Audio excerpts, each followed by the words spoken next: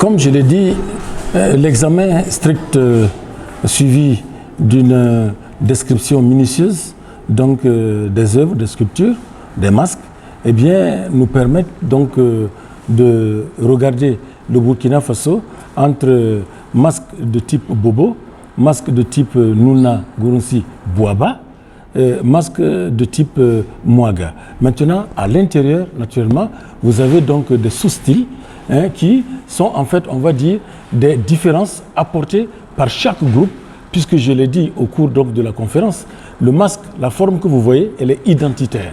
Elle est produite en suivant un canon, par l'utilisation de codes de communication des groupes, c'est-à-dire des convenances plastiques que depuis des siècles et des siècles, les groupes de population créatrices et utilisatrices de masques ont mis au point et que les générations actuelles conduisent. Vous savez, le masque, c'est une sculpture bien vraie, mais c'est quand même, on va dire, une œuvre qui résume les valeurs de chaque groupe. Et vous, la valeur, personne ne plaisante avec les valeurs, voyez-vous. Regardez en Occident, comment ils mettent les moyens pour conserver leurs valeurs. Voyez, regardez dans l'Asie montante, comment leurs valeurs sont mises en avant. Ici, nous devons également avoir à cœur de conserver nos valeurs. Et une de nos valeurs les plus importantes, ce sont les masques, qui sont la concentration de ce que nous avons de plus important et qui nous incarne le mieux. Voyez-vous, c'est vrai, il y a des zones entières géographiques au Burkina ici où il n'existe plus de masques, c'est vrai, où il n'a probablement pas existé de masques. Mais dans 80%, au moins 70% du pays, il y a des masques. Alors, cela explique que le pays, dans sa politique, doit en tenir compte en tant que, on va dire, résultant des valeurs de chacun des groupes-là. Et donc, créer un musée nous permet de conserver d'abord ce que nous avons de mieux dans ce pays-là. Et deuxièmement, ça permet naturellement de protéger ces masques-là, ces valeurs, de nos communautés les plus anciennes. Et bien, ça permet de les protéger du vandalisme, des vols, des trafics les plus divers. Et en commençant d'abord, nous, par montrer notre intérêt, pas pour nos propres cultures. C'est facile, les discours du type, c'est des valeurs, ceci, mais au fond, il n'y a pas de décision politique qui aille dans le sens de leur conservation, de leur valorisation. Parce que les défis sont portés ailleurs, alors que si c'est porté sur les masques, ça va contribuer à beaucoup de choses. 1. La conservation de nos valeurs les plus anciennes. 2. Ça va nourrir le tourisme national. 3. Ça va permettre aux générations actuelles et à venir eh bien, d'avoir des témoins qui les rappellent les valeurs de leur propre, on va dire, communauté. C'est important.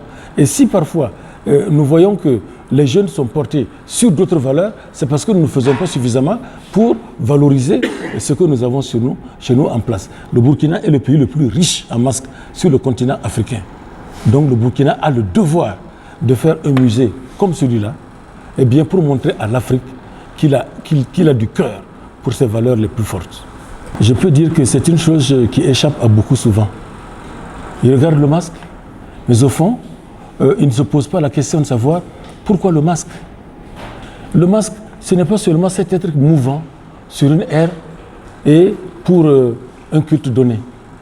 Le masque, il est l'incarnation d'un pouvoir supérieur, d'une divinité invisible, qui prend des noms variables en fonction des groupes, en fonction des communautés. C'est pourquoi j'ai dit que le masque appartient au dos chez les bobos. Qui ose chez les bobos profaner le dos? Il n'y en a pas. Chez les Gurunsi, c'est le sou. Et le groupe social dans la société qui gouverne la vie du masque, on les appelle les soutiens. Comme chez les Mossé, c'est le soukou. Allez vous amuser avec le soukou, voir ce qui vous arrivera. Et ceux qui portent le masque, c'est les soukoumsé. Ce n'est pas du jeu. Donc, à partir du moment où le masque, c'est l'incarnation de ces divinités-là, de ces forces supérieures, supérieures invisibles, eh bien, c'est tout à fait, on va dire, des composantes essentielles de la société. Et maintenant, les masques, ce n'est qu'une incarnation physique de chacun des types de groupes, naturellement, qui ont en usage ces masques-là. Et chacune des communautés utilisant le masque respecte l'autre. Moi, je suis par exemple d'une famille de porteurs de masques, mais il a fallu attendre mon année de licence à l'université pour savoir que j'étais une famille de masques. Je ne savais pas. J'allais au village, je voyais planter le bérencé là, en Morée. Je ne sais pas s'il y en a des moussis parmi vous. Il y avait les bérencés là, qu'on plantait derrière les maisons. Moi, je ne savais pas que c'était récolté ensuite pour faire les fibres des masques. C'est plus tard que j'ai su que j'étais famille de masques. longtemps que j'avais commencé mes études sur les masques. Et il y a une carte stylistique des masques qui indique des vides. Ces vides, ce sont les lieux où, ce sont les zones où on ne rencontre pas d'usage de masque anciennement attesté. Vous voyez. Et donc, ces zones, on les a résumées au nord, par exemple, du pays. Les populations Touareg, Peul, etc. et tout, très fortement enracinées, ancrées dans l'islam. Hein? Et vous avez donc au sud-ouest du pays, bon, les Dagara, Lobi, toutes ces populations environnantes-là qui n'utilisent donc pas le masque. Vous avez les Mossé méridionaux, vous avez les Bissa, et puis certaines populations, j'en oublie. Parce que les recherches sont toujours en cours. Tout n'est pas fini sur les masques comme sur bien d'autres sujets. Et qu'est-ce que je vais vous dire? Les Bissa n'utilisent pas de masque. Moi, je ne peux pas vous dire pourquoi. Sûrement, ils n'ont jamais connu d'usage du masque. Les Mossé, je vous ai dit, à l'origine, ne connaissaient pas le masque. Ils ont dû emprunter le culte et l'utilisation des masques avec les populations autochtones avec qui ils ont passé donc, des ententes, tout simplement. Quant au nord, il a été très anciennement soumis à l'islam et donc n'a pas pu donc, développer donc, le culte des masques. Voilà ce que je peux dire. Et pour le sud-ouest, c'est une zone de prédilection de la statuaire. Là, c'est le monde de la statuaire. Ils travaillent qu'avec les statues, les statuettes. Vous allez dans les cours là-bas, vous avez des statues plantées et dans les cours. Ce sont des sculptures protectrices, etc. et tout ça. Donc, voilà ce que je peux dire, en attendant que d'autres recherches viennent nous donner d'autres informations plus plausibles. Pour le Burkina Faso, hein, je vous ai dit qu'il y avait les masques simples, hein, c'est des gens de tête seulement, mais qui renvoient à plusieurs images. Vous voyez la richesse? C'est la tête, mais quand vous la regardez, elle peut être anthropomorphe. Cette tête, quand vous la regardez, elle peut être zoomorphe, animalière, phocochère, antilope, etc. Cette tête, vous regardez, c'est la forme d'un oiseau, voyez-vous. Un oiseau, quand je parle d'oiseau, par exemple, vous avez le wansilga, que j'aime beaucoup chez les Mossé, ce masque épervier. Vous avez aussi le kalao, etc., avec son long bec et tout ça. Et ça, c'est que pour les masques, la forme simple. Hein? Donc, les masques simples. Vous avez parfois une combinaison des deux, anthropo-zoomorphe. Vous avez la figure qui peut être humaine, à quoi on adjoint un bec. En ce moment-là, on a un masque anthropo-ornithomorphe. Voyez-vous. C'est pourquoi je vous ai dit qu'il y a la science qui est rentrée dans l'étude donc, de ces sculptures-là. Il n'est plus question, comme le disaient les anthropologues et autres ethnologues des années 40, 20, etc., et tout, que l'Afrique, c'est des objets qui servent à faire des cultes, et donc par conséquent, naturellement, on ne peut pas les étudier. Ce n'est pas vrai. Ma thèse est là, d'autres travaux scientifiques sont là. Donc, vous avez les formes simples, vous avez, je vous ai dit, les masques à superstructure verticale, constitués d'une face que surplombe une superstructure, voyez-vous. Et ces masques-là sont les plus riches au Burkina Faso, non seulement pour la composition de la figure, qui prend toutes sortes de possibilités.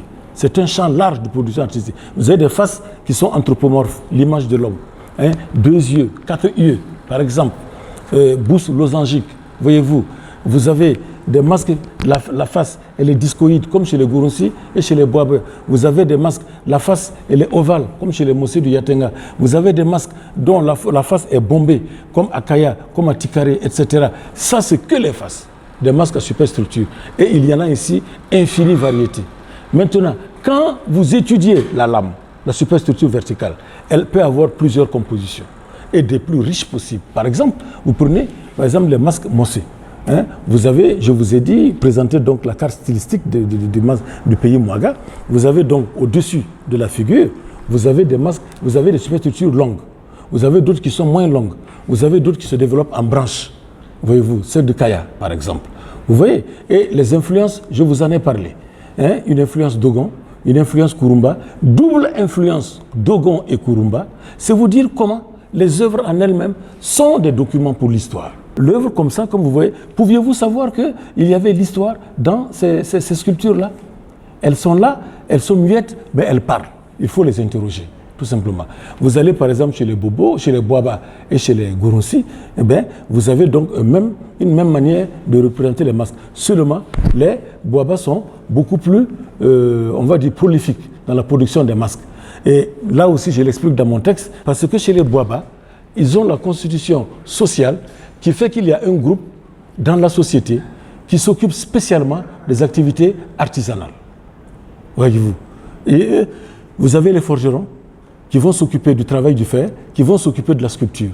Vous avez les femmes qui s'occupent de la poterie. Voyez-vous. De sorte que, sur des siècles et des siècles d'exercice, ils sont rompus dans l'art de sculpter. Voyez. Et bien qu'ayant emprunté les masques chez les Gurunsi, chez les Nuna Gurunsi, eh bien, ils ont une palette plus large. Et ils ont, on va dire, un style plus fin que chez les Nuna Gurunsi. Et vous avez une dextérité dans la sculpture des masques à travers vraiment la complexité de certains masques. Et voilà déjà donc pour ces formes-là, sans oublier les masques qui sont appelés masques papillons, voyez-vous, dont j'ai parlé, et constitués d'une face centrale autour de laquelle vous avez le nez, vous avez la bouche, hein, et vous avez qui se déploie autour du nez, des yeux et de la bouche, les ailes, et décorés de façon symétrique. Ça veut dire tout ce que vous avez à gauche, vous l'avez à droite. Et je vous ai dit, c'est le principe dans les sculptures africaines. Vous passez une ligne imaginaire en deux sur la sculpture, qu'elle soit une statuette ou un masque, tout ce que vous avez à gauche, vous l'avez à droite. Vous voyez. Donc, ces masques papillons viennent donc couvrir la palette des formes de masques. Et quand vous rentrez à l'intérieur des sous-styles, alors le Burkina, c'est le pays le plus riche en masques de ce continent. Il n'y a pas à discuter. Et parlant de Dogon, effectivement, il a dit que c'est une femme qui est à l'origine de la découverte des masques. C'est vrai. Et son nom là-bas, c'est la Yassigine. Et c'est elle qui participe aujourd'hui encore, donc à travers ses représentants descendantes, donc au culte des masques. Elle trouvait le masque en brousse, mais les hommes ayant vu que la femme manipulait une force, comme toujours ce que nous faisons, eh bien, ils l'ont effrayée et ils ont retiré le masque. Mais elle est présente. Mais dans nos sociétés, à nous, ici, on ne peut pas dire que la femme est absente de la vie des masques. Ce n'est pas possible. La femme est présente, mais c'est une présence plus ou moins discrète, mais forte quand même, pour ainsi dire. Puisque pendant l'initiation des jeunes, je n'ai pas pu répondre à cette question, puisqu'on m'a demandé comment se fait la continuation des cultes, etc. et tout, étant donné qu'il y a des pertes en chemin. Alors, c'est l'initiation au culte des masques qui permet de renouveler les générations et de conserver le culte de masse malgré la pression exercée par les contingences de la vie moderne. Déjà, vous avez l'école moderne qui offre plus de possibilités aux jeunes et qui font que ça les détourne, on va dire, des traditions anciennes. Vous voyez, avant, l'école à laquelle tout le monde allait, c'était l'initiation au culte des masques. Mais dès l'instant que l'initiation se fait pendant l'année scolaire, vous avez qui? Point d'interrogation. Donc, les femmes vont apporter à manger à leurs enfants. Ce n'est pas l'homme qui va tenir le repas et qui va le déposer. Il y a une lisière, chez les Nuna Gurunsi par exemple, où les femmes viennent déposer la nourriture pour les enfants. Et ça quand même, il ne faut pas négliger ce poids. C'est important. On dit que ventre creux n'a point d'oreille. Eh bien, ce sont les femmes qui les rapportent à manger. C'est ça. Et chez les Boaba, ça va plus loin. Les femmes participent à l'initiation, donc elle est mixte. Ce n'est pas comme chez les autres, les Mossé et les Gurunsi, où il n'est pas question, comme les Bobos, qu'une femme participe, parce qu'il y a des secrets qu'il ne faut pas divulguer. On pense que la femme ne sait pas tenir sa langue. Ce n'est pas vrai. Ce n'est pas dans tous les cas que la femme ne sait pas tenir sa langue. Il y a des choses que la femme garde jusque dans sa tombe. Voilà. Mais on pense que, ne sachant pas garder sa langue, elle est exclue. Puisque chez nous, aujourd'hui encore, tous ceux qui participent au culte des masques, lorsque, par erreur, vous divulguez quelque chose, vous devez prendre une pierre par terre et l'avaler. Vous voyez? C'est à quoi vous êtes soumis. Et vous croyez fortement que si vous ne le faites pas, il vous arrive malheur. Donc le secret est extrêmement important, étant l'élément essentiel permettant d'exclure la femme donc de l'initiation. Voilà.